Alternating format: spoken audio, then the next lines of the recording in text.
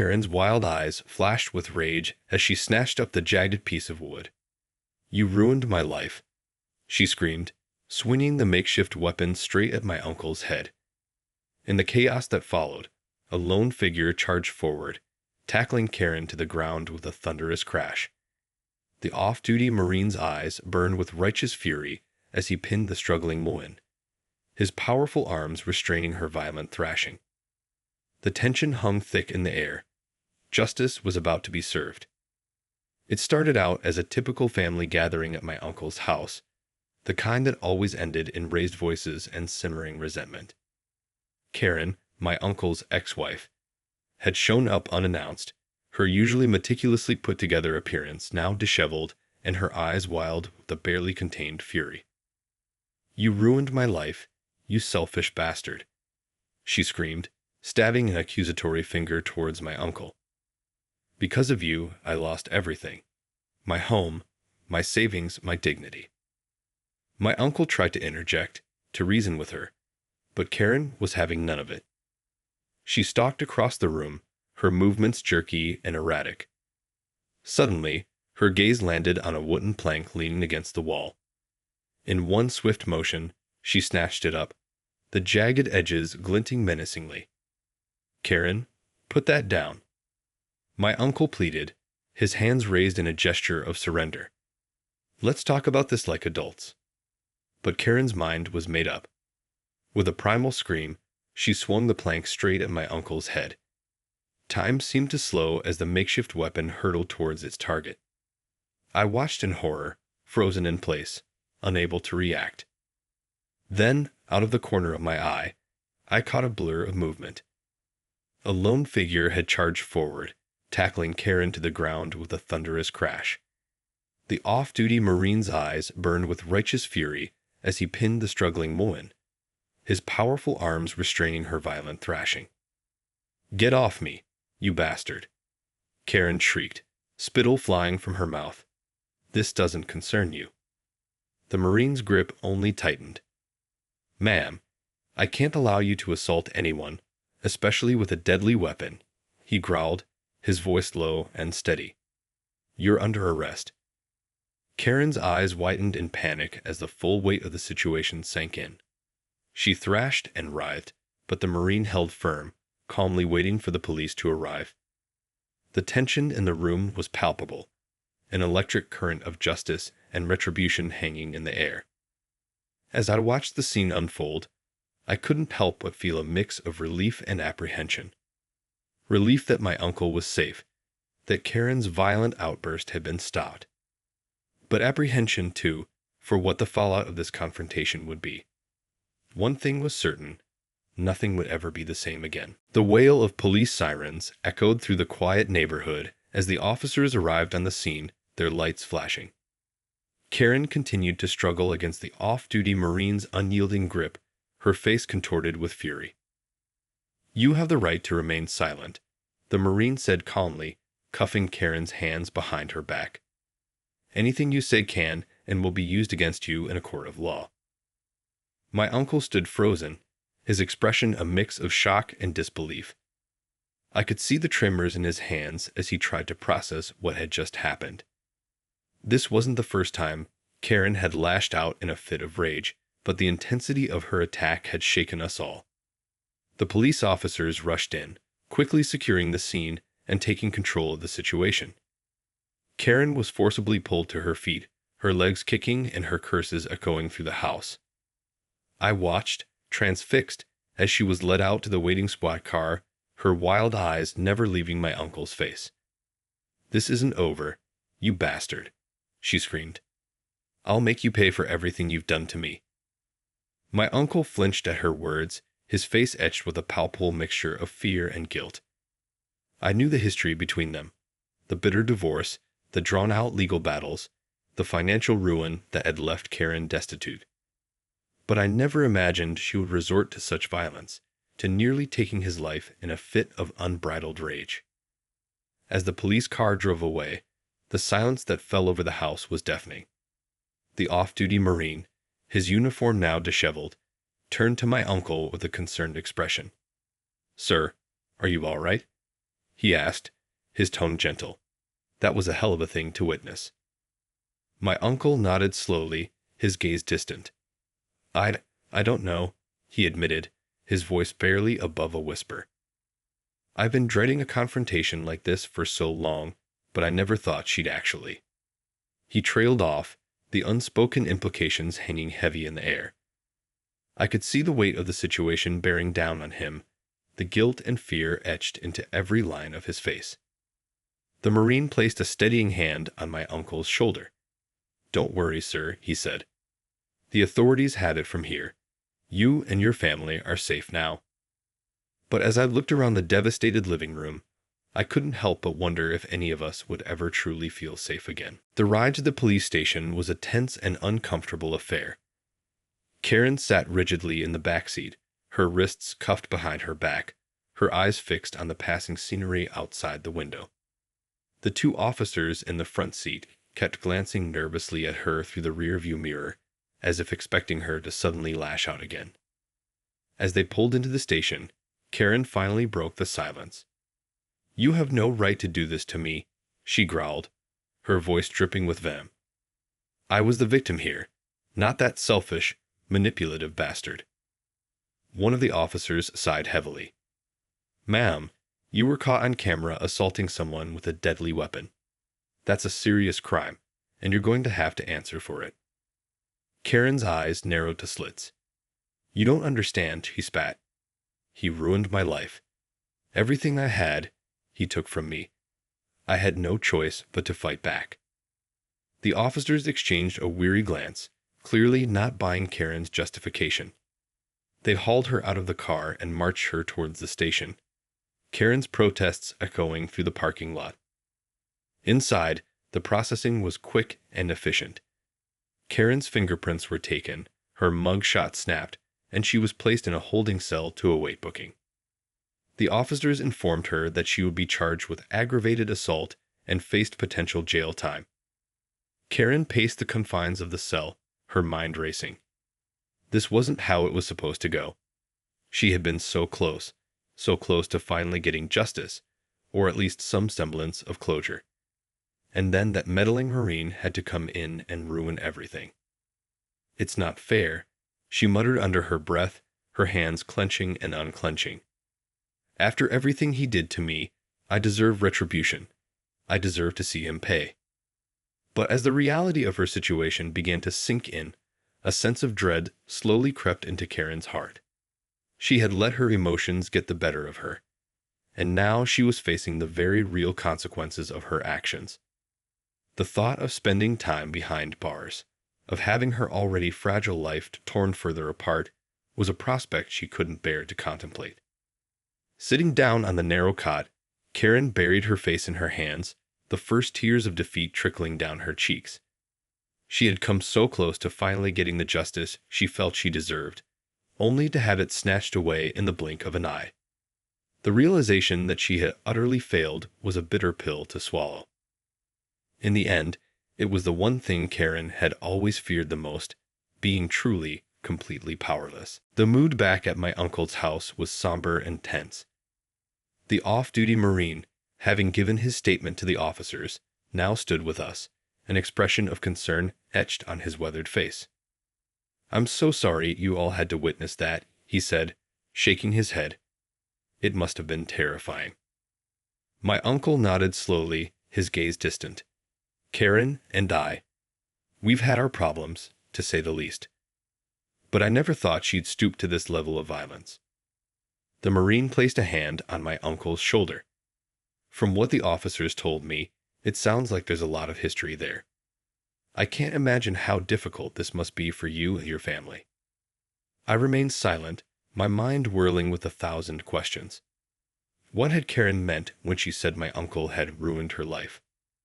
What had happened between them that had driven her to such a desperate, violent act? And how would this incident impact our family going forward? The sound of approaching footsteps drew our attention.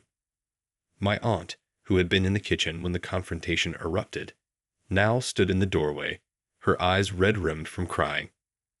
"Oh, my poor brother," she said, her voice wavering. She rushed over and enveloped my uncle in a tight embrace. I can't believe this is happening. What are we going to do? My uncle returned the hug, his expression weary. I don't know, sis. I just don't know.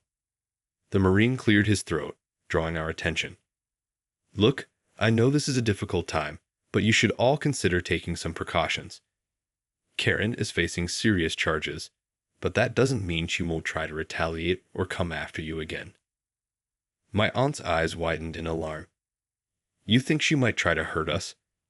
Oh God, I can't bear the thought. The Marine held up a calming hand. I'm not trying to scare you, ma'am. I'm just suggesting you take some reasonable safety measures, like changing the locks, installing security cameras, and maybe even considering a restraining order. My uncle nodded slowly. You're right. We can't afford to let our guard down, not after what just happened. He turned to me, his expression grave. I want you to stay here tonight, son. I don't want you going home alone until we figure this out. I felt a chill run down my spine at the thought of Karen still being a threat, even from behind bars. The idea that she might try to hurt us again was terrifying, and I knew my uncle was right to be concerned. As the Marine offered to help us implement some basic security measures, I couldn't help but wonder what other surprises this twisted saga had in store for our family. The next few days were a whirlwind of activity as my uncle and the rest of the family took steps to secure the house and protect ourselves from any potential retaliation from Karen. The off-duty Marine, who introduced himself as Sergeant Michael Davidson, had been a godsend, offering his expertise and connections to help us navigate the situation. Under his guidance, we installed a state-of-the-art security system, complete with motion-activated cameras and advanced alarm features. Sergeant Davidson also accompanied us to the courthouse to file for a restraining order against Karen, ensuring the process went smoothly. I'd want you all to know that I'll be keeping a close eye on things as well, the sergeant had said, his expression serious. I won't let anything happen to your family. You have my word. My uncle had been visibly relieved, the tension in his shoulders easing slightly. Thank you, Sergeant. I don't know how we would have gotten through this without your help. As the days passed, we anxiously awaited news of Karen's arraignment and the formal charges being filed against her. The anticipation was almost unbearable, each day feeling like an eternity. Finally, the call came from the prosecutor's office. Karen had been charged with aggravated assault, with the potential for additional charges depending on the extent of my uncle's injuries. She was being held without bail, the judge deeming her a threat to the community. At least she's off the streets for now, my aunt had said, though the relief in her voice was tinged with lingering fear. But what happens when she gets out? What if she comes after us again? Sergeant Davidson had assured us that the restraining order would be strictly enforced, and that the authorities would be monitoring Karen's case closely. But the lingering sense of unease remained, a constant shadow that seemed to follow us wherever we went. As I lay in bed that night, staring up at the ceiling, I couldn't help but wonder what the future held. Would Karen ever accept the consequences of her actions, or would she continue to blame my uncle for her downfall? And how would this traumatic event impact our family in the long run? One thing was certain: our lives would never be the same. The scars of this confrontation would run deep, leaving an indelible mark that would take time and effort to heal. The day of Karen's arraignment was tense and emotionally charged. My uncle, my aunt, and I sat in the courtroom, our eyes fixed on the entrance, waiting for Karen to be brought in. Sergeant Davidson was there as well, his imposing presence a silent reassurance that we were protected. When Karen finally appeared, flanked by 2 armed guards, a collective gasp went through the room. Her usually impeccable appearance was disheveled, and her eyes were wild with a mix of fear and defiance. As she was led to the defendant's table, she scanned the room, her gaze locking onto my uncle. "You bastard," she spat, her voice shrill and accusatory. "This is all your fault." The judge banged his gavel, restoring order to the court. "Miss Simmons, you will refrain from outbursts, or you will be held in contempt," he warned sternly. Karen glared at the judge, but reluctantly fell silent. The proceedings began, and the prosecutor laid out the charges against her in meticulous detail. Aggravated assault, with the possibility of additional charges depending on the extent of my uncle's injuries. As the prosecutor outlined the evidence, including the security footage and witness statements, Karen's expression grew increasingly agitated. She fidgeted in her seat, her fingers drumming nervously on the table. When it came time for her to enter a plea, Karen's voice trembled. "Not guilty," she declared, her chin held high. My uncle let out a heavy sigh, and I felt my heart sink. I had hoped that Karen would take responsibility for her actions, but her stubborn refusal to admit any wrongdoing was unsurprising. The judge set a trial date, and Karen was led back to the holding cell, her eyes burning with a dangerous intensity. As the courtroom emptied, Sergeant Davidson approached us, his expression grave. "I know this is tough, but we have to be vigilant," he said. "Karen is clearly not ready to accept the consequences of her actions. We need to be prepared for anything." My uncle nodded, his face etched with a mix of exhaustion and determination. "I won't let her intimidate me, not after everything she's done. But I can't help but worry about what she might try next." Sergeant Davidson placed a reassuring hand on my uncle's shoulder. "Don't worry, sir. I'll make sure your family is safe, no matter what. You have my word." As we left the courthouse, I couldn't help but feel a sense of trepidation. The battle had only just begun, and I knew that the road ahead would be long and arduous. But with Sergeant Davidson and the law on our side, I couldn't help but hope that justice would ultimately prevail. The weeks leading up to the trial were filled with a constant sense of unease and anxiety. Despite the restraining order and the heightened security measures, none of us felt truly safe. The thought of Karen being out there, plotting her next move, haunted our every waking moment. Sergeant Davidson checked in regularly, offering words of encouragement and assuring us that the authorities were keeping a close eye on the situation. He even arranged for a private security detail to discreetly monitor our family's movements, ensuring that we were protected at all times. My uncle, however, remained resolute in his determination to face Karen in court. He spent countless hours with the prosecutor, meticulously going over the evidence and preparing his testimony. The weight of the situation had aged him significantly, lines of worry etching deeper into his face with each passing day. "I won't let her get away with this," he told me one evening, his voice laced with a quiet fury. "After everything she's put us through, I owe it to myself and this family to see this through to the end." I had admired his strength, but I couldn't help but worry about the toll it was taking on him. The constant stress and fear had taken a visible physical and emotional toll, and I feared that the strain would eventually become too much to bear. As the trial date approached, the tension in the air became palpable. Karen, having been denied bail, was brought to the courthouse under heavy guard. The moment she laid eyes on my uncle, her expression twisted into a mask of pure hatred. "You'll pay for this, you bastard," she screamed, straining against the officers holding her back. "I'll make sure you rot in hell for what you've done." My uncle flinched, but his gaze remained steady. Sergeant Davidson, who had accompanied us to the courthouse, stepped forward, his presence commanding and unwavering. "Ma'am, I suggest you save your outbursts for the courtroom," he said sternly. "Any further disruptions will result in you being held in contempt." Karen glared at the sergeant, but fell silent, her hands clenching into fists at her sides. As she was led away, I couldn't help but feel a chill run down my spine. The look in her eyes had been one of pure, unadulterated vengeance, a promise that this battle was far from over. The trial was a grueling and emotionally draining affair.